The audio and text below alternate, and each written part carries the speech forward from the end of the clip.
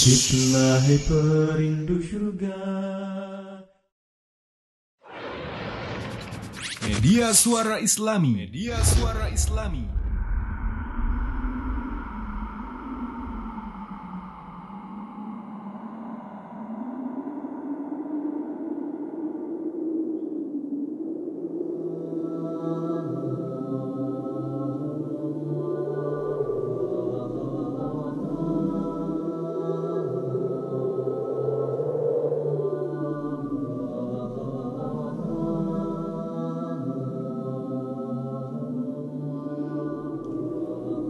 Kemana manusia mencari timbangan yang paling adil? Saat hukum bermesraan dengan pikiran dan perasaan. Kemana manusia sandarkan perahu nasibnya? Saat tawa pongah tutupi suara isak tangis dan rintihan. Mati satu jiwa oleh ketamakan. Menangis jiwa yang lain berkubang dalam penderitaan. Adillah kau, wahai manusia, adillah. Seperti tegaknya pedang yang tertancap kokoh di tanah. Takutlah kau, wahai manusia, takutlah. Kau tak tahu kapan tajamnya waktu menebas lehermu. Dan hempaskan kau terbujur kaku di lahat meregang nyawa. Raih lentera agar kau dapat melihat. Jangan kau tunda hingga akhirnya jauh tersesat. Dunia hanyalah lintasan waktu. Sekejap. Lalu punah bak debu tertiup angin lalu.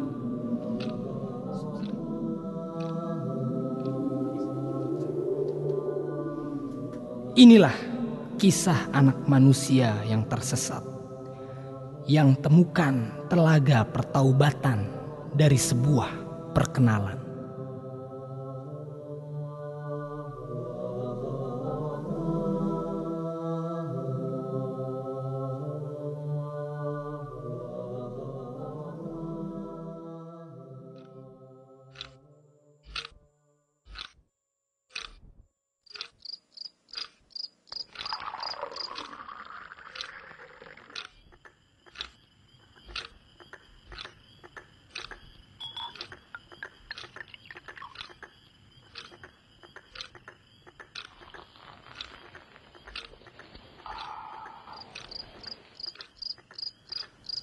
Ada kalanya ketika seseorang tak tahu bagaimana itu adil, maka dengan mudah ia berteriak bahwa dunia sudah tidak adil.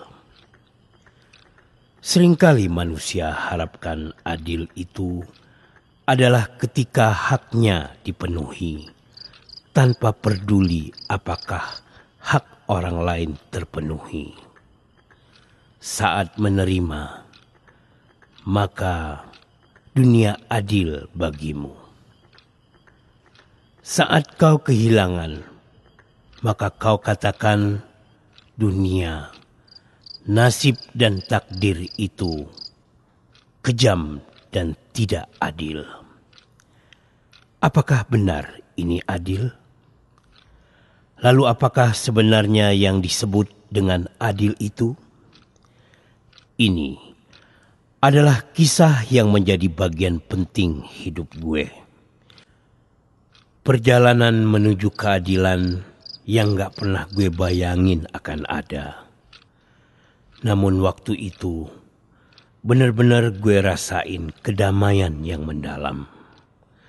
Karena ya, seperti itulah harusnya keadilan.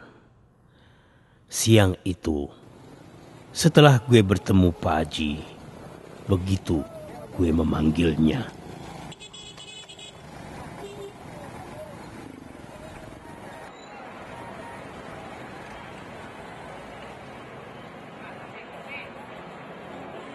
Pak, assalamualaikum. Maaf ini Pak, boleh pasang stikernya Pak? Waalaikumsalam. Hah? Stiker apa ya kira-kira ini? Ini Pak, stiker dakwah Pak. Oh, stiker dakwah. Mengenai dakwah apa dulu ini ya? Ini Pak, dakwah kemurnian Islam Pak. Oh, kemurnian Islam. Kalau misalnya kira-kira bagus, ya silakan tempel saja di belakang mobil saya. Oke, baik-baik Pak. Makasih ya Pak. Ya, sama-sama. Alhamdulillah. Nah, wah, ada lagi nih. Assalamualaikum Pak. Waalaikumsalam. Ini Pak, mau numpang nempel stiker nih Pak di kaca belakang angkot. Boleh Pak? Ya silakan.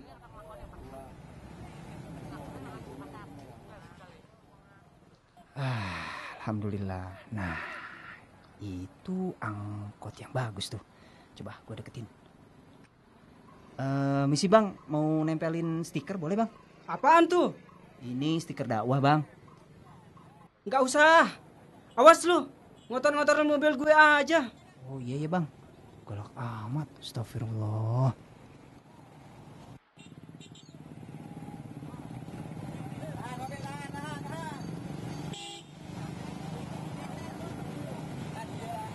Weh, Mas. Sini. Sini. Saya Bang. Lu nempel-nempel apaan lo? Hah? Ini Bang. Ini stiker radio Bang. Radio apaan nih? Coba. Sini gue lihat. Ini nih, boleh Bang. Ini Bang. Radio Islami nih? Hah? Iya Bang. Ada tulisan Islami. Maksudnya apa nih? Hah? Islam yang kayak gimana nih? Hah? Gini Bang. Radio yang menyiarkan ajaran-ajaran Islam. Islam kan agama yang rahmatan lil alamin Bang. Biar ajarannya yang sangat adil bisa dirasakan oleh semua penganutnya Bang. Nih stikernya masih ada satu lagi Bang. Mungkin Abang tertarik? Ngapain pakai diajar-ajarin segala? Hah? Loh? Gue kasih tahu lo ya. Diajar-ajarin juga nggak bakalan tuh ada keadilan. Orang kayak kita nih nggak pernah dapat keadilan. Nggak ada tuh keadilan. Aduh, Bang, sabar Bang, sabar. Kebetulan di negara kita ini kan mayoritas penduduknya muslim Bang. Jadi ya kita tempel-tempel stiker ini Bang. Justru usaha kita ini supaya orang paham yang sebenarnya. Bagaimana sih Islam yang benar itu? Gitu Bang. Jangan sampai Islam yang sebenarnya baik, benar, penuh kelembutan dan keadilan justru terlihat sebaliknya karena umat Islam itu sendiri yang merusaknya Bang. Ya tapi kalau boleh saya tahu nih Bang, gimana tuh ceritanya sampai Abang merasa gak pernah dapat keadilan Bang? Banyak omong loh. Makanya gue bilang juga tadi, negara kita kan udah Islam. Ya. Banyak orang Islamnya. Tapi mana keadilan di negara ini? Hah? Dulu gue sering dengar orang Islam itu adil. Sesama orang Islam harus adil. Bersaudara. Mana itu semua? Hah? Omong kosong. Tuh. Wah, kalau orang Islam itu harus berbuat adil, saya setuju Bang. Alah, iya gue tahu. Tapi kenyataannya mana? Hah? Kan belum adil. Nah, kalau itu berarti orangnya Bang, bukan Islamnya. Jangan salahkan agamanya. Orangnya yang belum bisa bertindak adil. Kalau Islamnya kan jelas Bang, dengan tegas memerintahkan penganutnya untuk berbuat adil. Iya sih. Tapi gue tanya lo ya. Ya. Emang adil menurut Islam itu apaan? Hah? Adil itu memberikan sesuatu kepada yang berhak sesuai dengan haknya Bang. Jangankan kepada sesama orang Islam. Islam bahkan mengajarkan untuk berbuat adil kepada orang non-Islam Bang. Itu mencakup semua bidang kehidupan Bang. Dari perdagangan, hukum, sewa-menyewa, nafkah. Pokoknya semua segi kehidupan Bang. Nah, saya justru malah jadi penasaran nih Bang. Memangnya siapa yang gak pernah adil itu ke Abang Bang?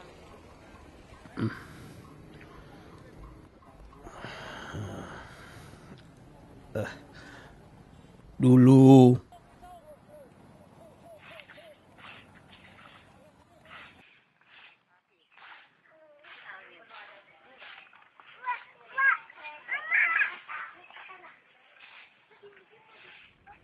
Bu, Bapak berangkat ya. Anak-anak, Bapak berangkat kerja dulu ya. Iya, Pak. Gumbing, belajar yang giat ya di sekolah. Iya, Pak. Nanti kalau Pak Guru tanya kenapa belum bayar SPP, bilang aja. Kata Bapak yang bayar langsung ke sekolah. Terus kamu juga jangan lupa sholat duha ya. Doakan Bapak, mudah-mudahan Bapak banyak rezeki. Iya, Pak. Gumbing doakan, mudah-mudahan Bapak dapat rezeki yang banyak. Iya, pintar, terima kasih. Bapak pergi dulu ya. Assalamualaikum.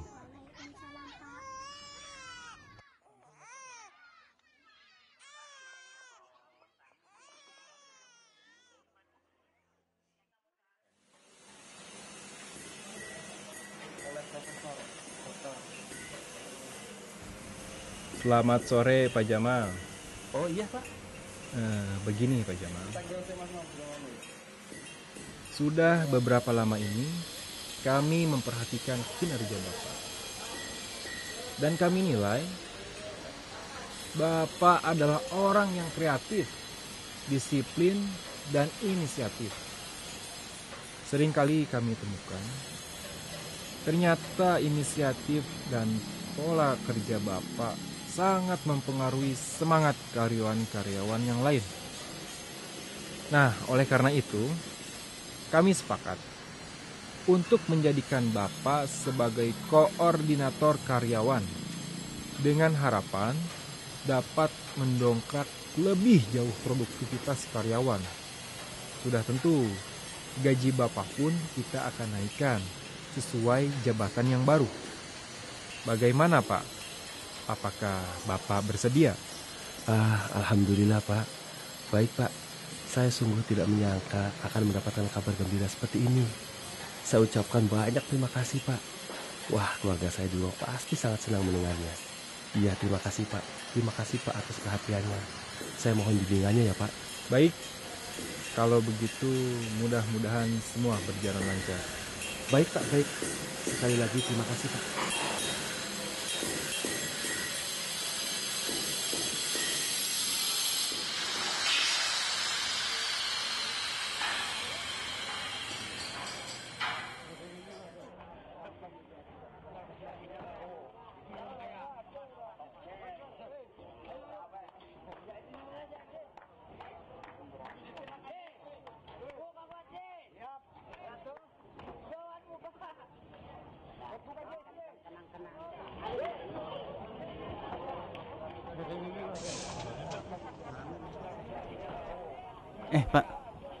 Pak Jamal beruntung sekali ya. Belum lama kerja, supervisor sudah promosikan dia jadi koordinator unit.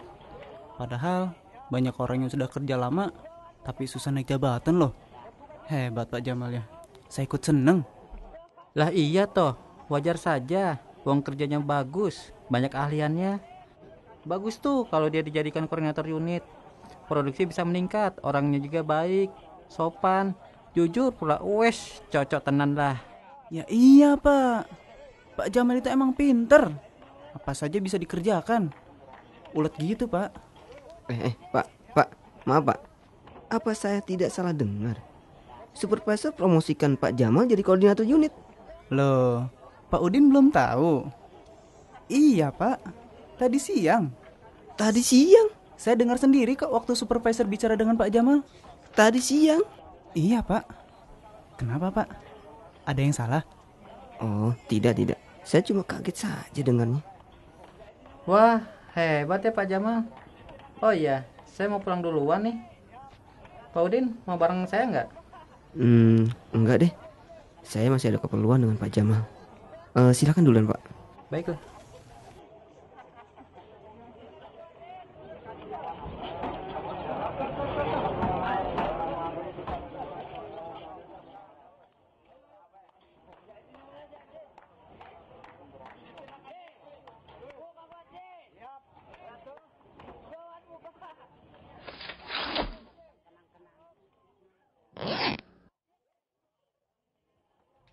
Pak Jamal sudah diangkat loh Pak Arif jadi koordinator. Iya, saya juga sudah tahu. Baguslah itu. Ya. Pak, sebentar Pak. Ya. Jadi bos mengangkat Pak Jamal? Iya, Pak Udin baru tahu ya?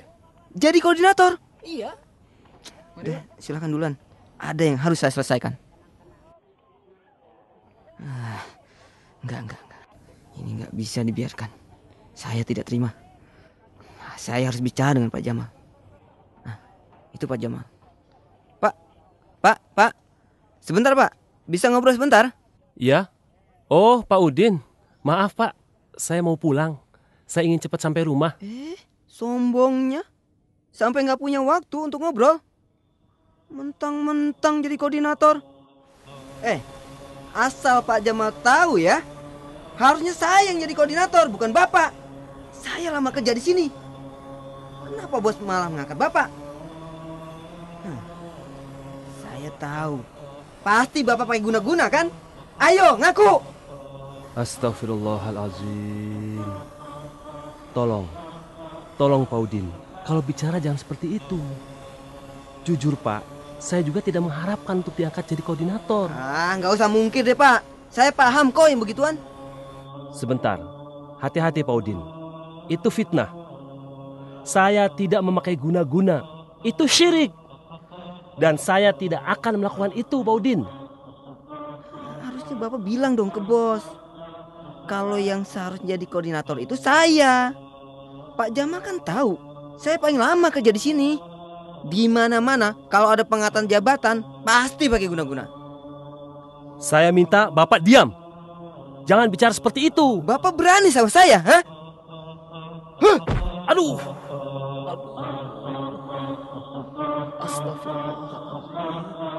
Bapak jangan dorong saya dong, Pak.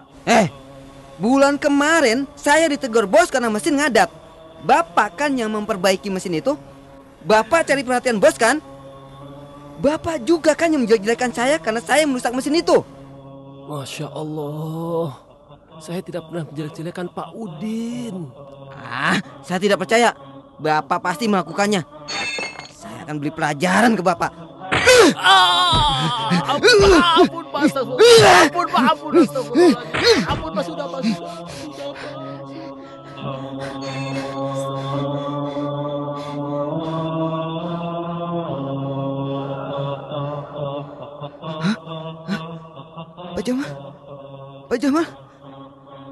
Pak Jamal, darah, Pak Jamal, bangun Pak Jamal. Pak Jamal, saya tidak sengaja. Gimana nih? Tolong.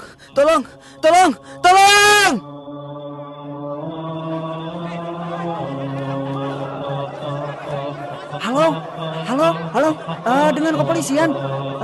Maaf Pak, di sini lagi ada pembunuhan Pak. Mohon segera bantuannya Pak. Ditunggu Pak. Iya Pak.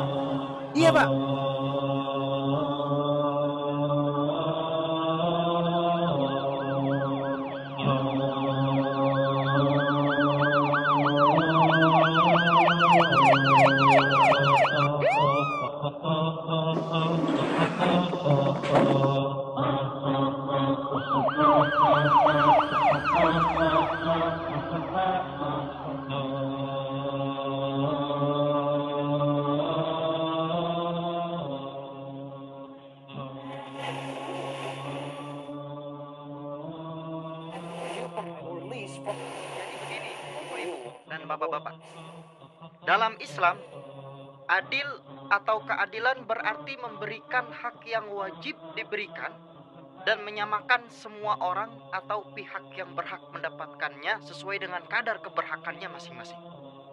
Atau dalam skala yang lebih prinsipil, adil itu berarti memutuskan hukum sesuai dengan ketentuan Allah Subhanahu wa taala dalam Al-Qur'an dan berdasarkan ketentuan Rasulullah Shallallahu Alaihi Wasallam dalam sunnahnya, bukan berdasarkan penilaian nalar dan akal manusia yang seringkali bertindak zalim dan seenaknya sendiri. Nah, ibu-ibu, bapak-bapak, tapi ingat, keadilan Islam itu tidak hanya berlaku bagi sesama orang Islam saja. Keadilan itu termasuk terhadap orang-orang kafir sekalipun. Contohnya, ibu-ibu, bapak-bapak, adanya keadilan dalam interaksi bermuamalah seperti berjual beli, sewa menyewa, dan lain sebagainya. Jika ada kecurangan, maka diadili seadil-adilnya. tidak serta-merta karena ia Islam lalu ia dianggap benar. Jika salah, ya salah. Karena keadilan, Allah Subhanahu wa taala menyuruh kepada kita semua untuk berbuat adil. Sebagaimana Allah Subhanahu wa taala berfirman, "Innallaha ya'muru bil 'adli wal ihsan wa ita'i dzil qurba wa yanha 'anil fahsya'i wal munkari wal baghi." Jadi Allah Subhanahu wa taala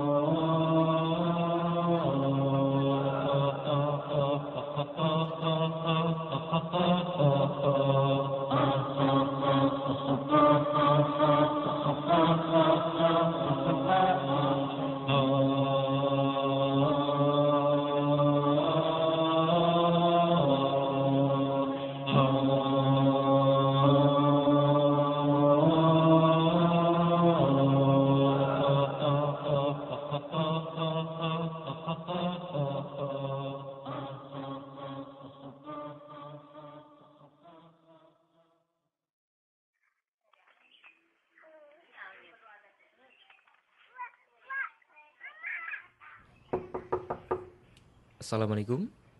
Waalaikumsalam. Ya Pak, tunggu sebentar. Saya matikan kompor dulu. Selamat siang, Bu. Iya Pak, selamat siang. Apakah benar ini rumah kediaman Bapak Jamal? Iya benar, Ini dengan Ibu Jamal sendiri? saya Ibu Jamal Pak. Ada apa ya Pak? Kok tiba-tiba ada polisi datang ke rumah saya? Apa suami saya melakukan kejahatan? Kami berharap Ibu bisa sabar. Kami datang ke sini untuk menyampaikan berita duka. Berita duka apa ya Pak? Bahwa suami Ibu telah meninggal tadi sore. Apa? Suami saya? Dibunuh oleh rekan kerjanya sendiri. Dibunuh? Nah, kami ingin memberitahukan bahwa saat ini jasad suami Ibu ada di rumah sakit untuk kepentingan otopsi. Kami kesini juga sekaligus untuk menjemput Ibu memastikan bahwa benar jasad itu adalah suami Ibu. Astagfirullah. Insya Allah kami bersama tim akan segera menindaklanjuti kejadian ini.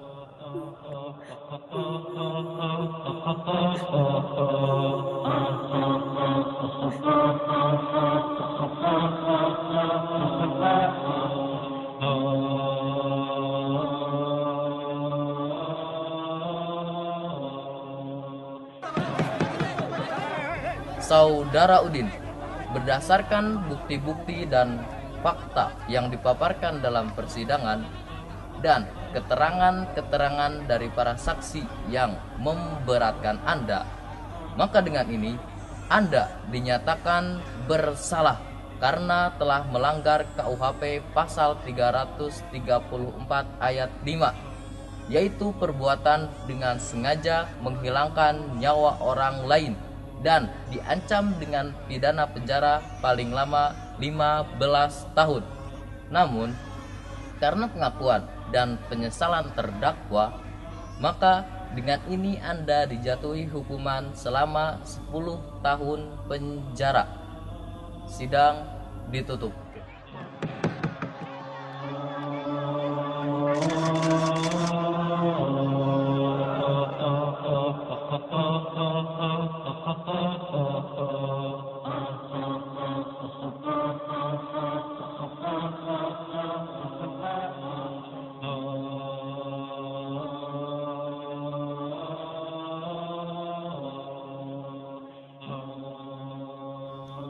Sepuluh tahun penjara. Waktu itu gua bener-bener gak ngerti apa itu hukuman setimpal atau enggak. Yang jelas hukuman itu gak bisa ngembaliin bapak gue yang udah mati. Orang yang sekian lama mencari nafkah buat ngidupin keluarga gak bakal lagi gue temuin. Hati gue hancur saat itu. Gue cuma bisa nangis karena gak tahu kemana lagi gue mesti manggil bapak. Umur 10 tahun. Umur 10 tahun gue udah harus kehilangan orang yang gue sayang, sekaligus yang menjadi tumpuan dan harapan keluarga. Hari itu gue lihat benar-benar muka orang yang ngebunuh bapak gue. Gue tanam dendam dalam diri gue kuat-kuat. Suatu saat orang itu harus mati di tangan gue. Nyawa dibayar nyawa. Itu suara dendam gue.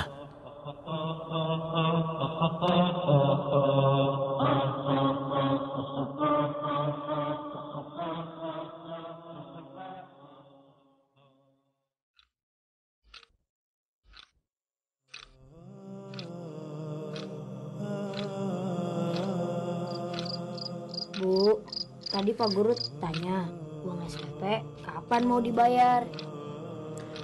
Sabar ya. Sekarang Ibu masih belum ada uangnya. Tapi tenang saja, Nak. Ibu akan pikirkan bagaimana Gumbing bisa terus sekolah. Bagaimana caranya, Bu?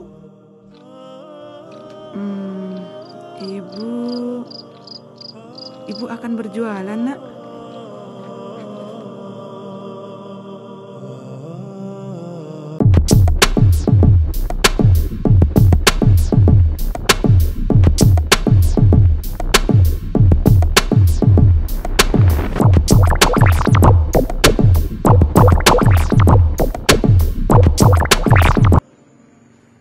Kampung rambutan aja Bu, masih kosong Bu, kampung rambutan, ayo Bu, masih kosong. Kampung rambutan Bu, 2 lagi Bu, masih kosong Bu, kampung rambutan Bu, 2 lagi masih kosong aja Bu. Kayaknya enak makan gorengan, Ki. Nah, ide bagus tuh. Nah, Kang gorengan. Kagak punya duit. Kagak usah pakai duit. Yang jual bocah. Terus rampas. Hahaha. Ide bagus. Nah, panggil. Oi, Dek, gorengan, Dek. Iya, Bang, iya. Mau beli gorengan, Bang? Iya, pakai nanya lagi. Ada apa aja nih? Ada tempe, tahu, kroket, ada Bang, semuanya. Goreng tempe aja dah. Kayaknya enak tempe tuh. Iya, Bang, tempe. Bener, enak juga nih. Iya, enak Gue bilang juga apa tadi? Udah lu beli banyak. Udah keseknya, Dek. Nih, Bang, nih, Bang. Jangan masukin semuanya. Iya, Bang. Semua, Bang. Iya, semuanya. Banyak nanya lagi. Alhamdulillah.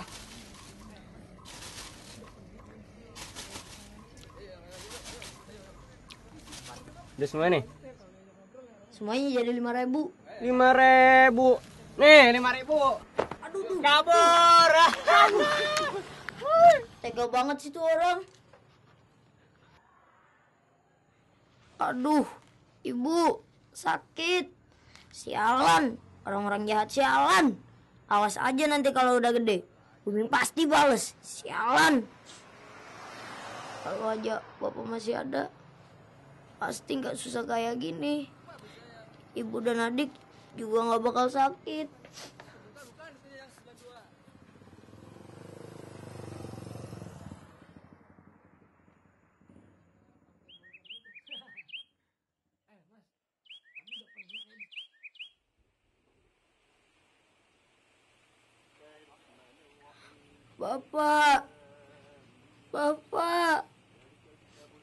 Bapak bangun, Pak.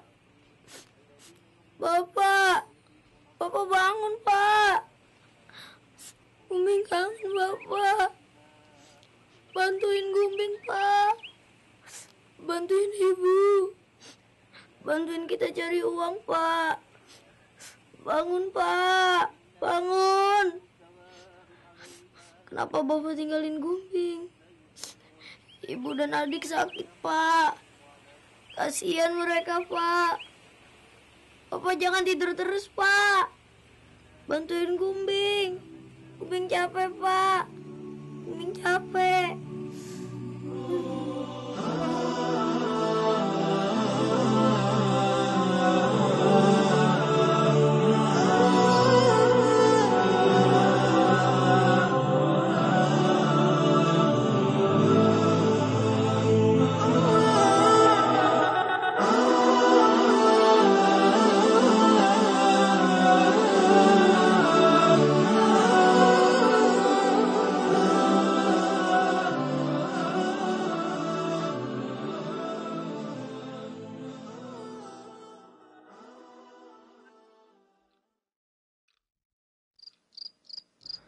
Berapa lama lagi sih, Bu?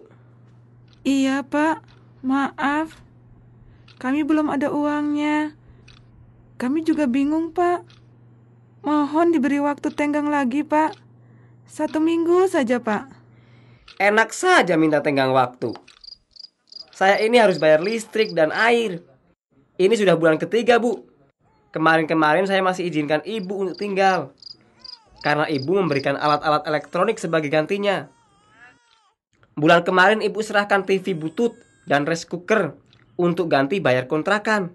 Ibu tahu, itu juga tidak cukup.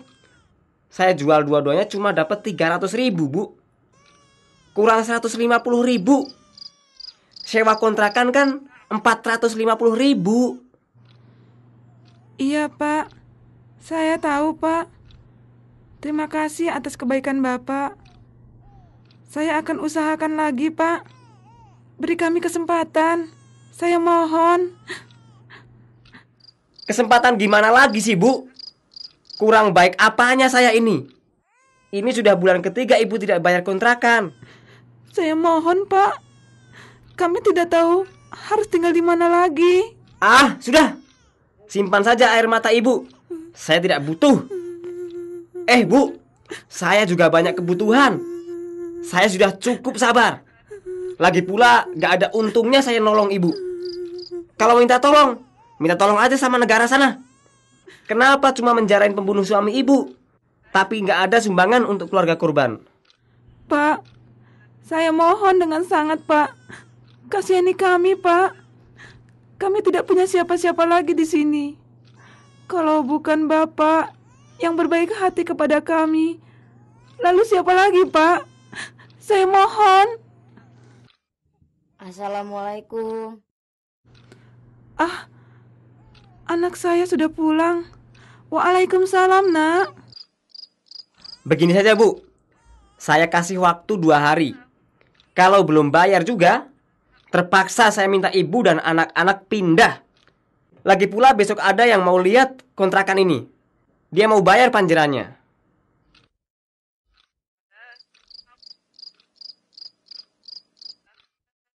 Bu, si Bapak tadi minta uang kontrakan lagi ya, Bu? Iya, Nak. Tapi Ibu belum ada uangnya. Tapi Gumbing gak usah pikirkan itu ya. Biar Ibu yang urus masalah itu. Gumbing dengar Bapak tadi mau usir kita ya, Bu? Kita mau tinggal di mana, Bu? Sudah, Gumbing gak usah pikirkan itu. Gumbing capek ya? Istirahat dulu deh. Oh iya, laku gak gorengannya? Maaf, Bu. Tadi gorengannya dirampas sama orang-orang jahat, Bu. Astagfirullah. Gumbing janji, Bu, kalau Gumbing besar, Gumbing mau balas ke semua orang-orang yang jahat sama kita. Gumbing juga mau balas sama yang bunuh Bapak. Gara-gara dia, Bu, hidup kita jadi susah. Gumbing pasti balas semuanya. Hus, jangan jadi pendendam, Gumbing. Tidak baik. Sabar ya, Gumbing. Ya sudah, gak apa-apa. Sekarang Gumbing istirahat ya. Besok kan sekolah. Gumbing mau berhenti aja, Bu. Gak usah sekolah. Uang bayar sekolahnya buat bayar kontrakan aja. Besok Gumbing mau jualan pagi-pagi. Ya Allah. Padahal untuk bayaran SPP saja belum ada. Maafin Ibu, Gumbing.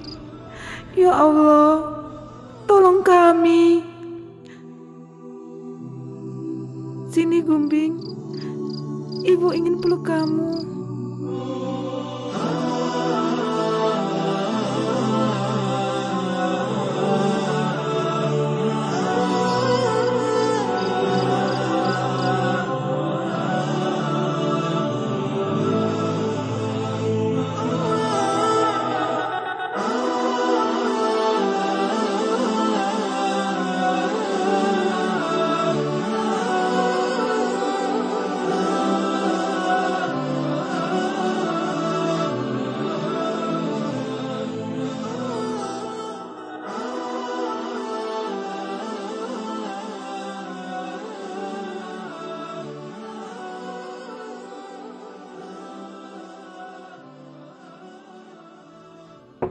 Bu, Bu Jamal, buka pintunya. Iya Pak, sebentar. Ini sudah hari kedua, Bu. Buka pintunya. Silakan masuk. Seperti Pak. saya bilang sebelumnya ya, Bu. Ini sudah 2 hari. Mana uang kontrakan yang saya minta, Bu? Aduh, maaf Pak. Kami belum ada uangnya, Pak. Tolong beri waktu lebih lama lagi, Pak.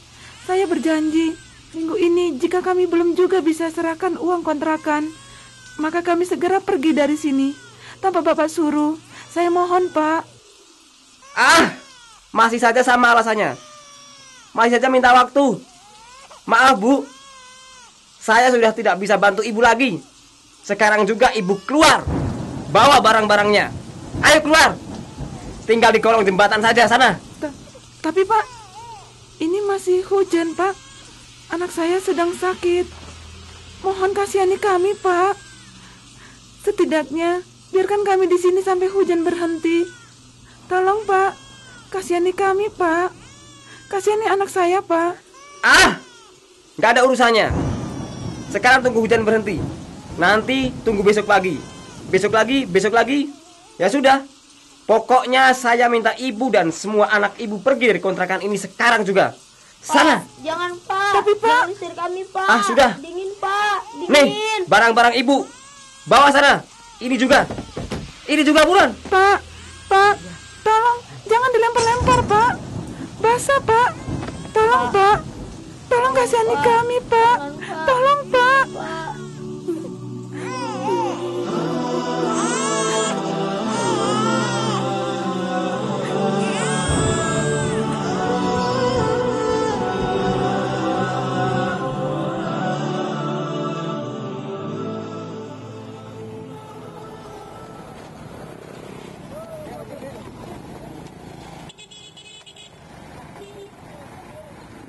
Saat itu ibu, abang, dan adik-adik abang dipaksa keluar dari kontrakan itu hujan-hujanan, Bang. Iya. Gue, adik perempuan gue yang gagu. Usianya waktu itu baru 3 tahun. Dan adik gue yang paling kecil usia 1 tahun yang digendong ibu. Diusir pemilik kontrakan. Gue ingat. Kalau ndak salah waktu itu udah sore mau maghrib. Tega bener ya, Bang. Tega bener orang itu. Astagfirullah. Ya gitu kalau hidup di Jakarta. Keras. Nggak punya duit, menyingkir. Iya benar, Bang.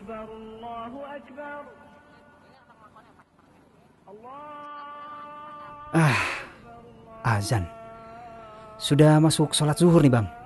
Saya ingin sekali mendengarkan lanjutan cerita Abang, tapi saya izin sholat dulu ya, sebentar. Iya. Silakan. Tuh, di sana musolanya.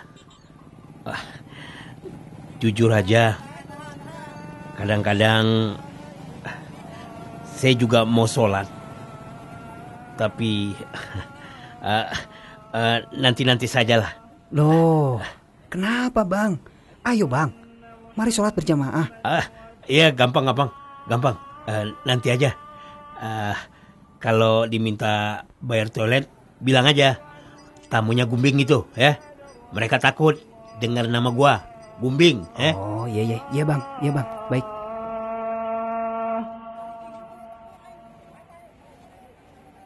Hayya 'alal shalah.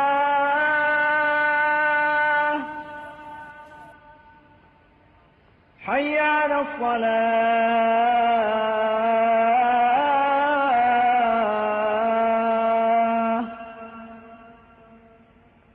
Hayya 'alal falah.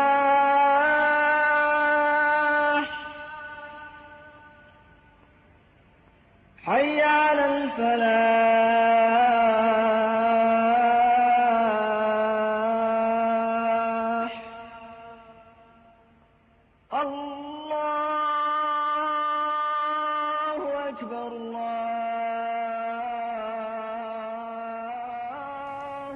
Sejak melihat Pak Adam memakai peci haji hendak melaksanakan sholat zuhur, itulah gua mulai panggil dia Pak Haji.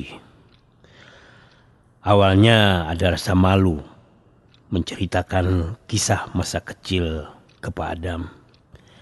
Tapi Pak Adam seperti cahaya yang menarik hati gue untuk terus bercerita.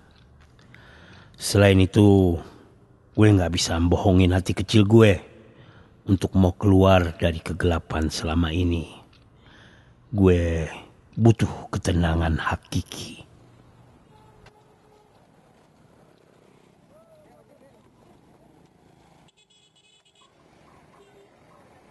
Bu, kita mau istirahat di mana? Kita duduk dulu di sini ya, Nak. Istirahat sebentar. Sabar ya, Dek. Nanti kakak carikan makan buat Asi. Woi! Ngapain lu pada? Saya cuma duduk, Pak. Ini ibu saya sama adik-adik saya, Pak. Gua nggak mau tahu itu. Gue kasih tahu nih ya, ini wilayah kekuasaan gue. Siapapun yang mau tinggal di sini mesti bayar ke gue. Lihat tuh orang-orang dulu, lihat tuh orang-orang. Biar pada jadi gembel mereka. Mereka bayar ke gue. Kita cuma numpang duduk kok, Pak. Cuma, nggak cuma. Bayar lo. Pak. Kalau nggak, apa lo? Kasihan kita, Pak. Kita baru diusir dari kontrakan, Pak. Alah, nggak ada cerita. Usir. Di Jakarta nggak ada yang gratis tuh. Mau tinggal di sini ya, lo harus bayar. Kalau lu nggak bayar, lu pada bakal tahu akibatnya nanti ya. Mendingan lu pergi, Bang. Ampun, Pak.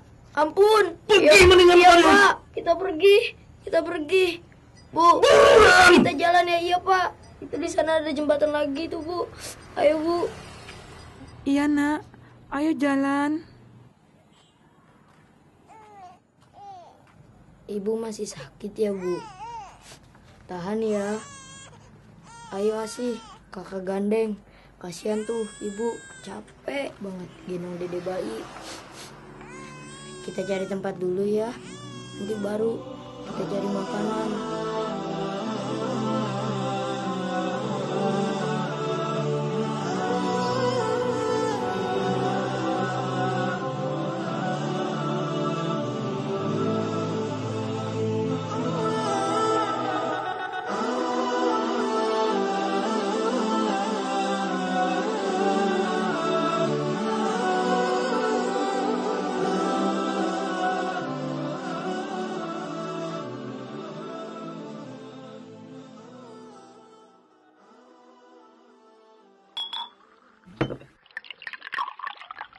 Ayo dong, Teng, lanjut. Payah lu.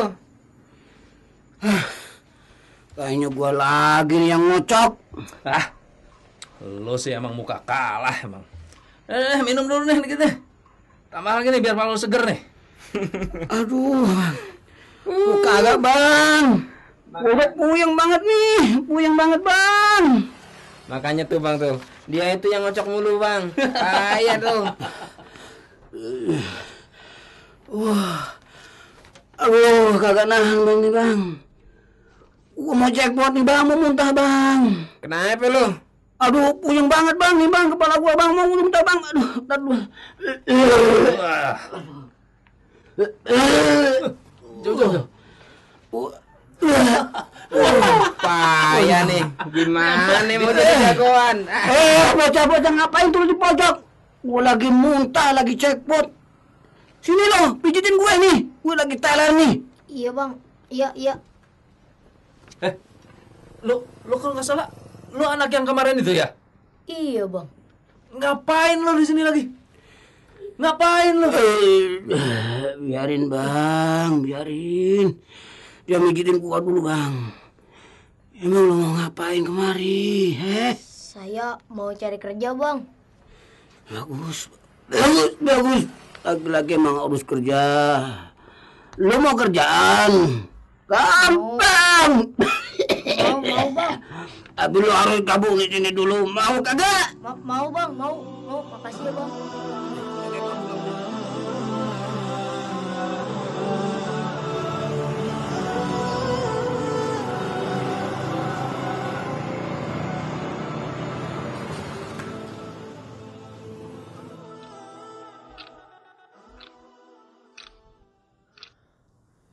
Saat itu gue lupa sama sekali bahwa gue lagi sama ibu dan adik-adik gue.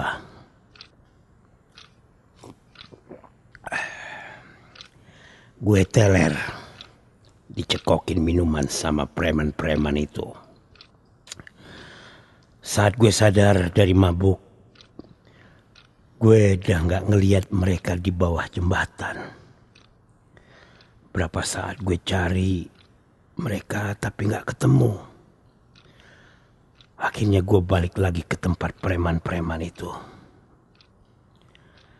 Sejak gue gabung dengan para preman itu, gue mulai kenal dengan dunia kriminal. Premanisme dunia yang sangat keras. Tak ada belas kasih. Hidup penuh ketegangan. Was-was. Takut karena diawasi kepolisian. Padahal usia gue waktu itu baru 10 tahun. Gue terpaksa dan juga harus ikut mereka untuk bisa ngelanjutin hidup gue sendiri.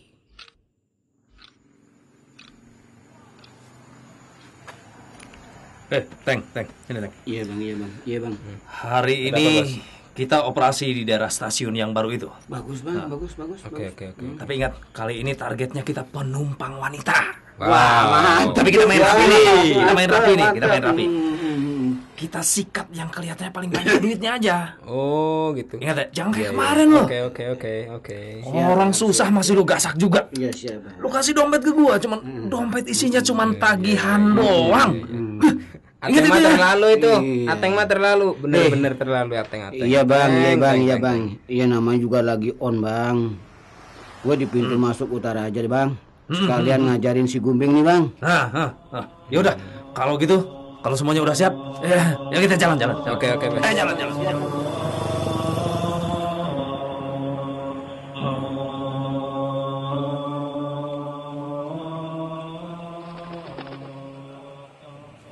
Bapak, Gumbing datang lagi ke kuburan Bapak. Sekarang umur Gumbing sudah 10 tahun. Gumbing akan jadi orang yang kuat. Gumbing akan balas dendam kalau pembunuh Bapak keluar penjara. Gumbing akan bunuh dia. Gara-gara dia, keluarga kita berantakan semua. Ibu dan adik-adik hilang. Padahal ibu sedang sakit. Adik-adik kelaparan. Gumbing akan balas dendam, Pak.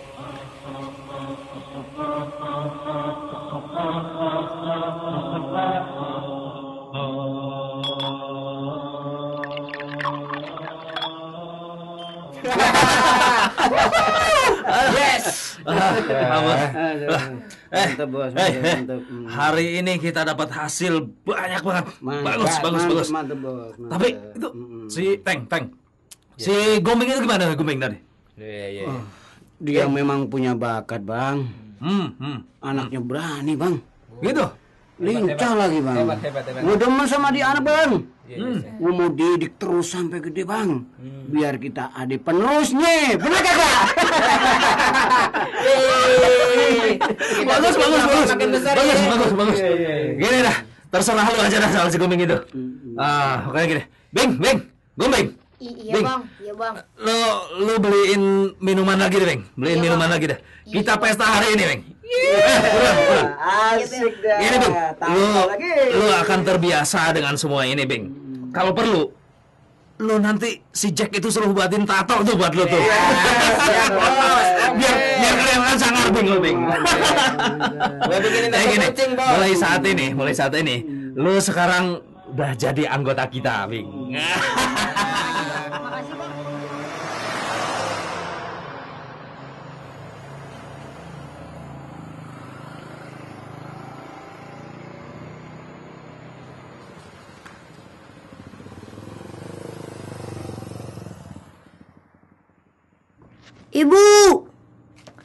Ibu, Asih, di mana kalian? Ibu, Asih, mana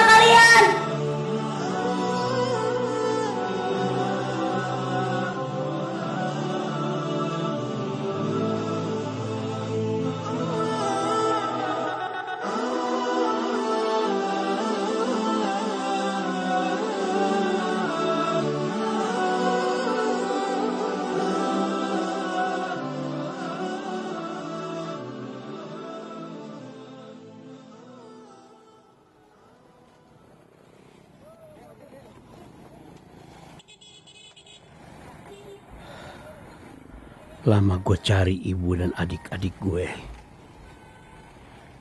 Hidup gue jadi tak menentu, Pak Haji. Gue mulai sangat mengkhawatirkan mereka. Setiap hari gue cari, tapi gak ketemu-ketemu juga. Lalu? Ya, berbulan-bulan gue mencari mereka. Hampir-hampir gue putus asa, Pak Haji. Tapi akhirnya pencarian itu pun berakhir. Tapi apa yang terjadi, Bang? Gue temukan mereka di pinggir selokan, Pak Haji. Astagfirullah. Di bawah kolong jembatan jalan tol. Ibu gue, Pak Haji.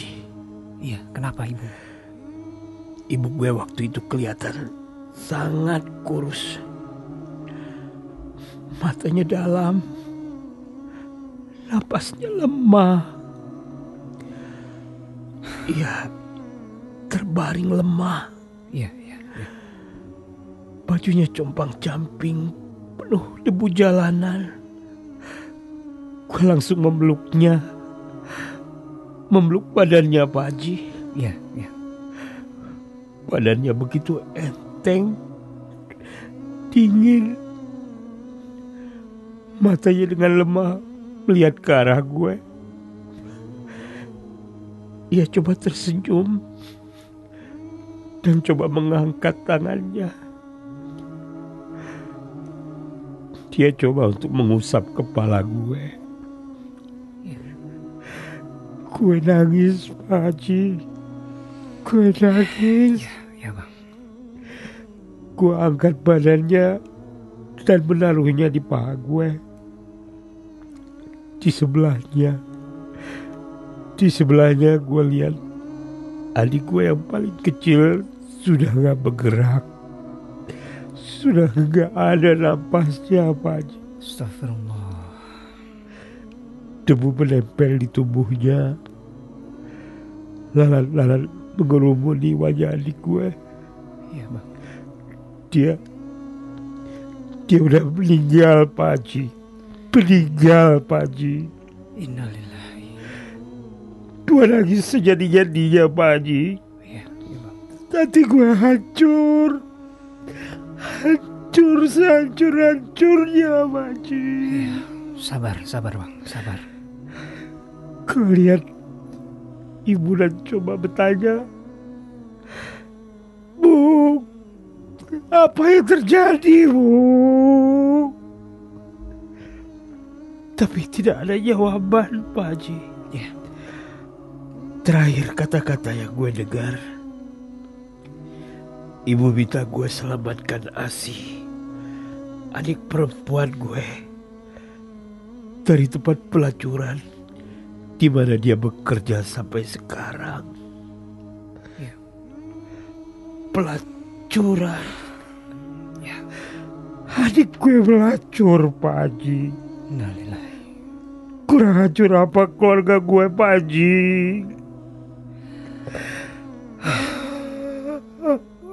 Sabar, Bang. Sabar. Ya, saya turut prihatin.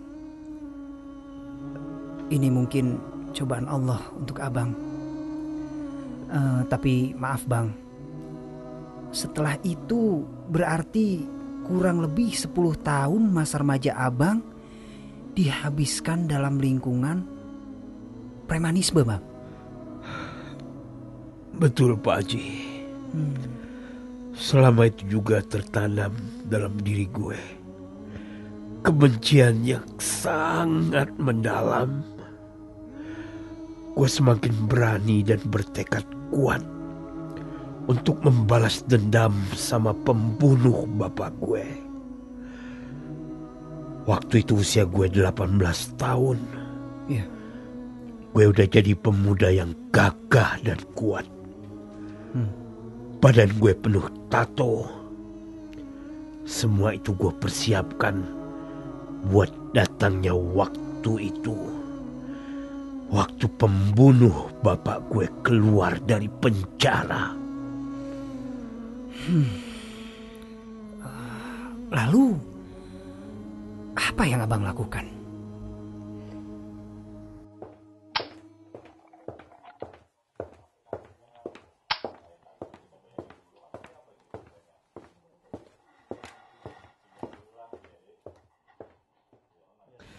Pak Udin? Pak Udin? Oh, iya Pak. Selamat siang, Pak. Siang Pak, siang. Hari ini adalah hari kebebasan Bapak. Apakah Bapak sudah bersiap-siap? Sudah Pak, saya sudah persiapkan semuanya. Ya, kalau begitu Bapak ambil barang-barang Bapak dan Baik. saya buka pintunya ya. Iya, baik.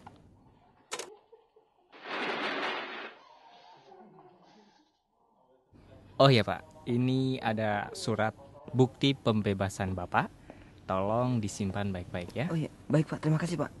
Nah, bagaimana perasaannya hari ini Pak? Alhamdulillah Pak. Hari ini adalah hari yang sangat saya nanti-nantikan. Oh, begitu Pak ya? Iya Pak. Terus apakah ada keluarga yang akan menjemput? Ada Pak, tentu ada. Keluarga saya, istri saya dan 2 anak saya.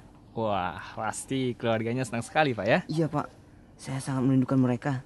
Anak saya pasti sudah besar-besar sekarang. Baik Pak, kalau begitu selamat. Mudah-mudahan ketika di luar nanti semuanya lancar Pak ya. Iya Pak, terima kasih Pak.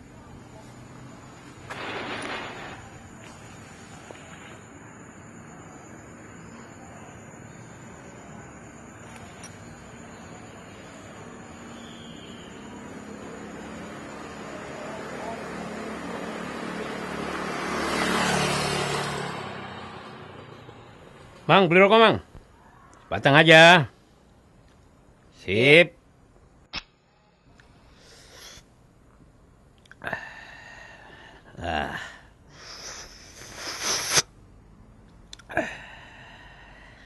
Ini hari yang udah gue tunggu-tunggu. Kayaknya itu tuh orang yang lagi gue incer. Sialan. Mau seneng-seneng lu pada ya. Biar mampus lu. Tusuk sekarang lu.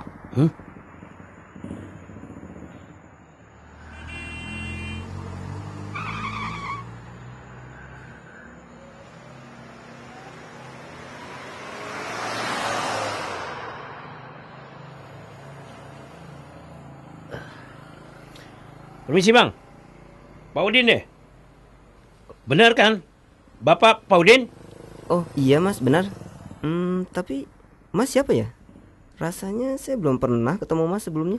Ada yang bisa saya bantu? Oh iya Pak, bisa. Sangat bisa Pak. Bapak bisa melapangkan perasaan saya.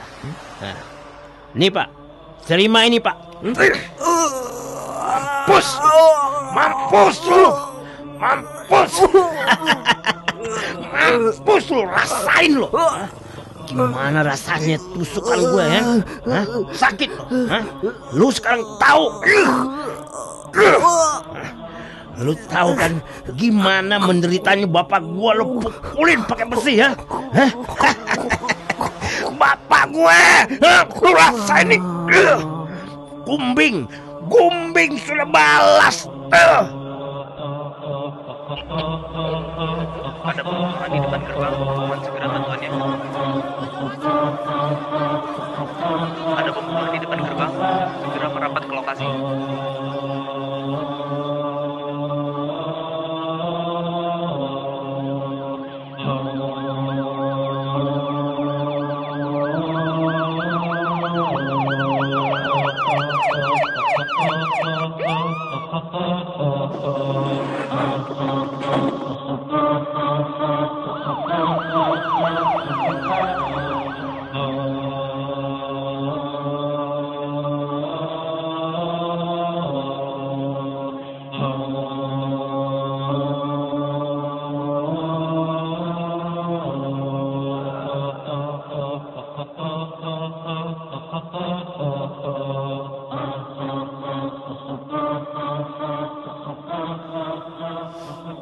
Setan menggoda, tanamkan puas.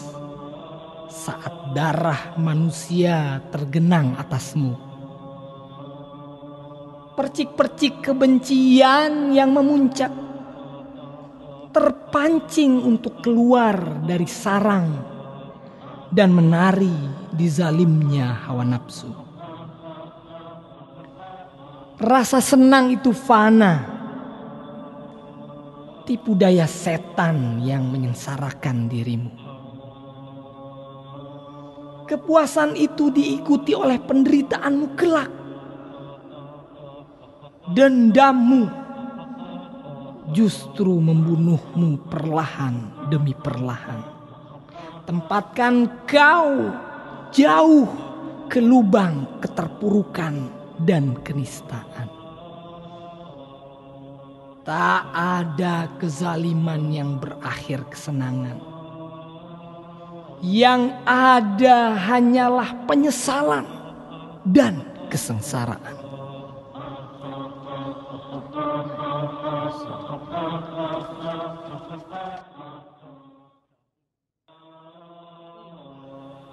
Setelah gue pastiin dia mati dengan tusukan belati yang ke-7 kali, gue baru sadar kalau gue diringkus oleh sipir penjara yang masih ada di luar.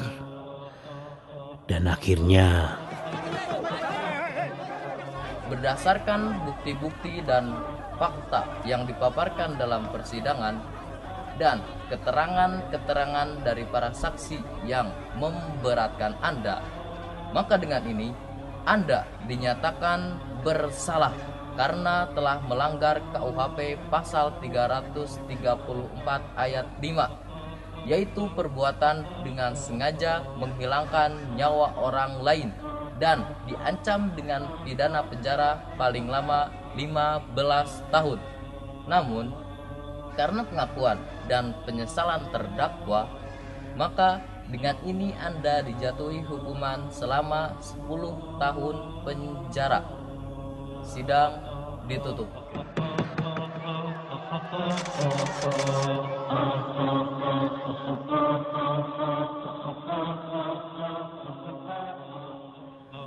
Sepuluh tahun gue jalanin hidup di bui. Di masa itu, sebenarnya ada rasa puas karena dendam sudah terbalaskan. Tapi entah kenapa, ada sesuatu yang tetap saja membuat gue merasa gak puas. Entah ini hasil dari lingkungan yang membesarkan gue menjadi preman, atau memang hukum yang ditegakkan tidak menimbang keadilan. Di saat itulah, di terminal, setelah bertemu dengan Pak Haji, gue mendengar penjelasan Pak Haji yang seakan membuka hati gue untuk mau menerima Islam. Karena ya, begitulah seharusnya keadilan.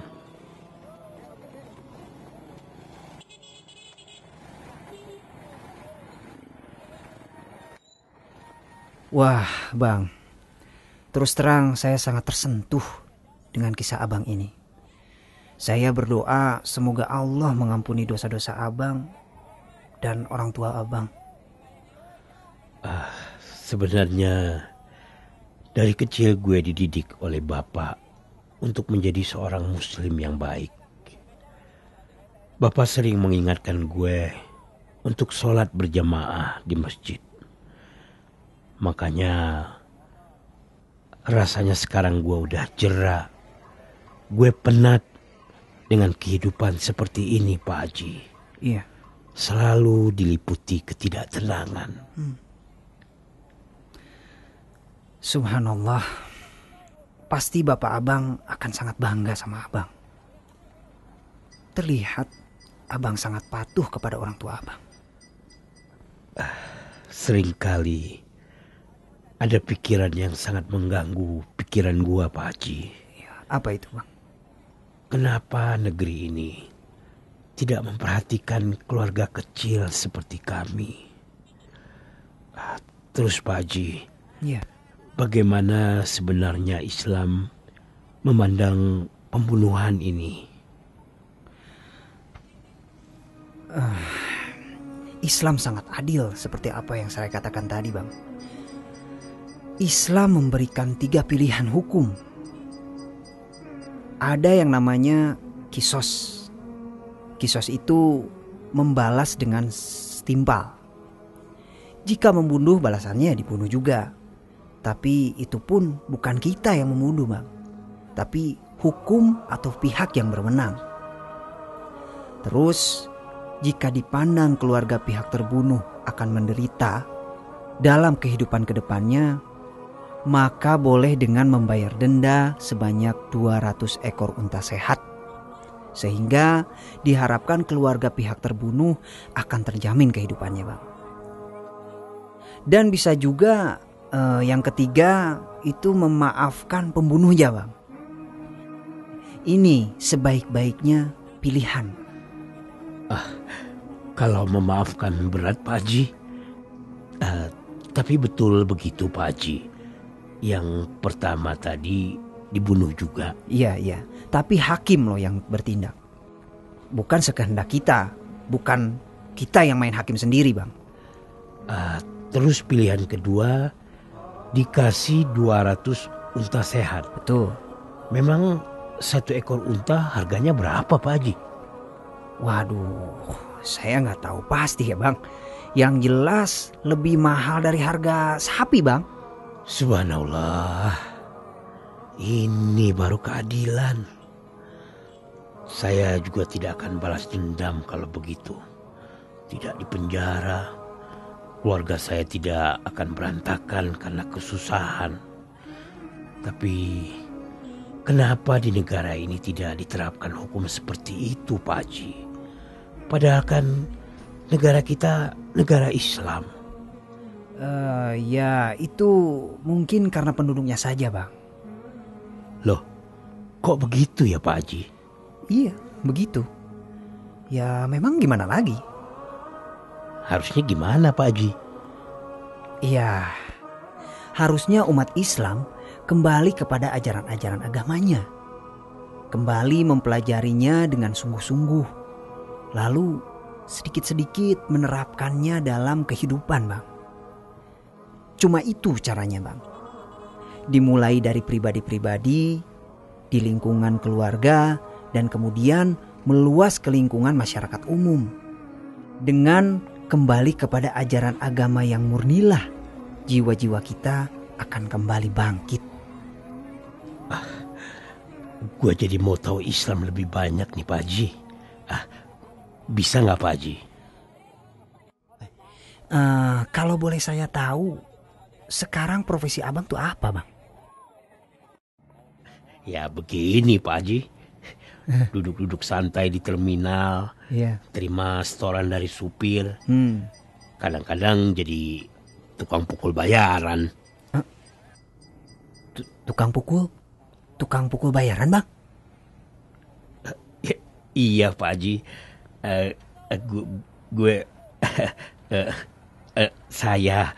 Saya mau tobat, Pak Haji. Masya Allah. Apa bisa, Pak Haji? Mungkin Pak Haji bisa membimbing saya. Subhanallah. Tentu bisa, Bang. Sangat bisa. Allah itu kan Maha Pengampun, Bang. Allah akan menerima taubat hambanya yang bersungguh-sungguh dalam taubatnya, Bang. Maksudnya gimana tuh, Pak Haji? Tobat yang akan diterima Allah itu adalah yang memenuhi syarat-syaratnya. Ini, pertama, dia harus menjauhi perbuatan maksiat yang dikerjakannya. Dan dia harus menyesali perbuatan maksiat tersebut. Ya berikutnya bertekad kuat untuk tidak mengulanginya lagi, Bang. Terus ya kalau berkaitan dengan hak seseorang, ya dia harus dengan legowo mengembalikan hak tersebut, Bang. Hak orang? Iya. Maksudnya begini. Kalau seorang mencuri barang orang lain, maksudnya, maka si pencuri harus mengembalikan barang tersebut ke pemiliknya, Bang. Karena barang itu hak pemiliknya. Gitu, Bang.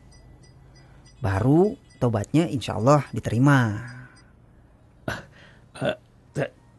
Tapi Pak Haji,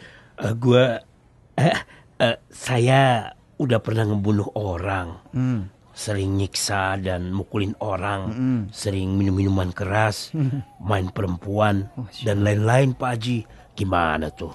Bang, yang namanya pintu tobat itu masih terbuka lebar. Selama nafas kehidupan masih ada, Bang. Dan nyawa belum dicabut. Serta kiamat belum terjadi. Yang penting nih Bang, niatkan dengan niat yang jujur. Dan taubat dengan sebenar-benarnya Bang. Yang memenuhi syarat-syaratnya tadi itu Bang. Tapi masa iya Pak? Dosa saya kan bukan main tuh. Ngebunuh. Saya jadi ingat sebuah hadis nih Bang. Mau denger gak Bang? Iya, hadis. Gimana tuh Pak? Gimana Pak? Jadi gini singkatnya. Ada seorang pembunuh yang sudah membunuh 99 orang. Coba bayangin, 99 orang Bang. Lalu dia pengen tobat. Akhirnya ia ketemu pendeta dan nanya, apakah tobatnya akan diterima Allah? Nah, pendeta itu bilang, tidak. Tahu gak Bang, apa yang terjadi? Enggak. Pendeta itu dibunuh juga Bang. Sama tuh orang. Dibunuh juga? Sama dosa dong. Iya benar. Setelah membunuh pendeta itu, jadi 100 lah sudah korban dia. Akhirnya dia bertemu dengan seorang alim yang mengatakan bahwa tobatnya masih bisa diterima. Itu Bang. Tapi disarankan untuk pergi dari tempat tinggalnya menuju tempat lain di mana tidak ada orang yang mengenalnya. Si orang ini pun mengikuti perintah alim tersebut dan pergi dari desanya yang buruk itu. Setelah menempuh perjalanan kurang lebih beberapa lama, tiba-tiba ajal dia pun menjemput. Nah, lalu terjadi perdebatan antara dua malaikat, yaitu malaikat rahmat dan malaikat siksa. Keduanya saling merasa berhak untuk membawa ruh orang tersebut, Bang. Sementara itu datanglah malaikat lain, menjadi hakim dan diputuskan pemecahannya dengan mengukur jarak mana yang paling dekat dari jasad si orang tersebut. Jika lebih dekat ke desa asalnya, maka malaikat siksa yang lebih berhak. Namun, jika lebih dekat ke tempat tujuannya, maka malaikat rahmatlah yang lebih berhak untuk membawa ruh tersebut. Kira-kira siapa yang berhak membawa ruh itu, Bang? Malaikat siksa. Dosanya kan nambah. Nah, inilah kuasa Allah yang mencintai hambanya, yang mau bertobat dengan sebenar-benarnya. Setelah diukur ternyata jaraknya lebih dekat ke arah desa tujuan, sehingga malaikat rahmatlah yang berhak membawanya, Bang. Bukan malaikat siksa. Nah, ini kebesaran Allah. Tentunya ini karena kemurahan Allah yang Maha Pengasih dan Penyayang. Bukan begitu, Bang? Saya jadi tergetar mendengar kisah tadi. Begitu luas ampunan Allah. Begitu adil Islam dalam mengukur kehidupan. Kalau begitu gua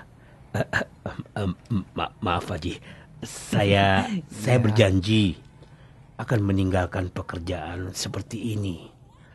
Saya mau hidup normal, menikah, punya anak. Saya akan bekerja yang halal dan tenang, walaupun harus jadi tukang kuli bangunan, Pak Haji. Amin, insya Allah, Bang. Kalau saya sih selalu berdoa, insya Allah untuk kebaikan Abang.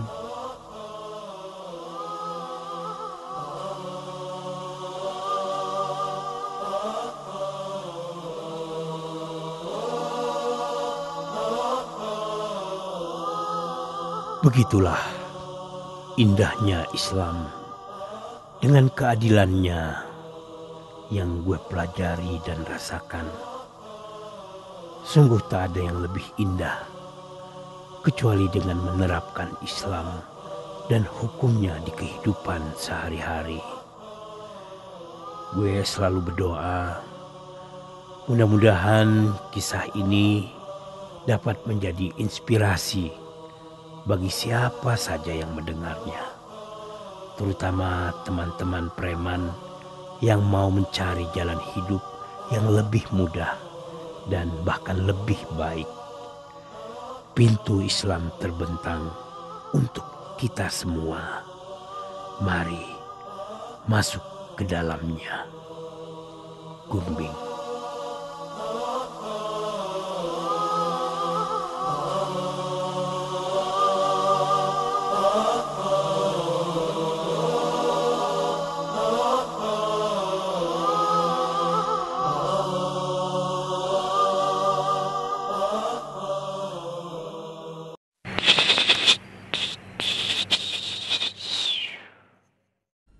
Bangkitlah hai perindu surga.